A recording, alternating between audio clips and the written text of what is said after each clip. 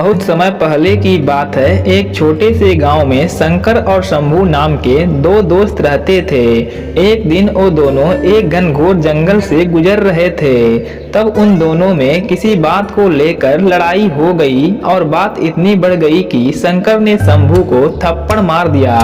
कुछ देर झगड़ने के बाद दोनों शांत हो गए और एक दूसरे से दूर दूर चलने लगे। आगे जंगल में एक भयानक गुफा दिखाई दिया जिसमें एक खूंखार शेर रहता था। शेर शंकर और शंभू के आने की आवाज सुनकर गुफा से बाहर आ गया और दोनों दोस्तों के तरफ बढ़ने लगा। शेर को देखकर दोनों दोस्त डर जाते हैं, लेकिन शंकर शंभू से बड़ा था इसलिए वह ज्यादा घबराया नहीं। शेर धीरे धीरे दोनों की ओर बढ़ने लगा। दोनों दोस्त पीछे हटने लगे। पीछे भागते वक्त शंभू झाड़ी में फंसकर गिर गया, जिससे शेर शंभू पर हमला कर दिया।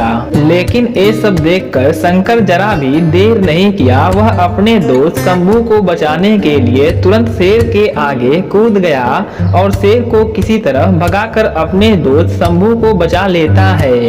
यह देखकर शंभू ने शंकर को गले से लगा लिया और अब वो दोनों साथ साथ चलने लगे। थोड़ी दूर चलते चलते दोनों को बहुत जोर की प्यास लग गई। कुछ देर चलने के बाद एक तालाब दिखाई दिया। वहां पर दोनों ने पानी पीकर अपनी प्यास को पूरा किया। अब दोनों काफी थक भी चुके थे, इसलिए दोनों दोस्त एक पेड़ के नीचे बैठकर आराम करने लगे। थोड़ी देर बाद शंभू ने शंकर से पूछा कि जब शेर मुझको मारने वाला था तब तुमने मुझे बचाया क्यों?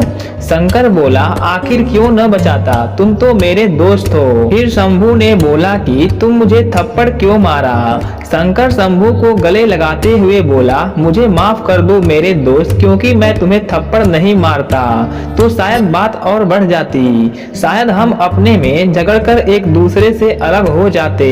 शंभू बोला, तुम ठीक कह रहे हो, जो हम अलग रहकर भी एक दूसरे से अलग नहीं रह सकते। तो दोस्तों, इस कहानी से हमें यह सीख मिलती है कि अपने जीवन में जो बुरी चीजें घटती हैं उन्हें कोई महत्व न दें, लेकिन जो आपके जीवन में है उसे महत्व दें और उसकी कद्र करें, क्योंकि जो आपके जीवन में है वही अनमोल है। दोस्तों, आशा करता हूँ कि आपको यह कहानी पसंद आई होगी। अगर आपको ऐसी ही कहानियाँ पढ़ना पसंद है तो आप लोग चैनल को सब्सक्राइब कर लीजिए।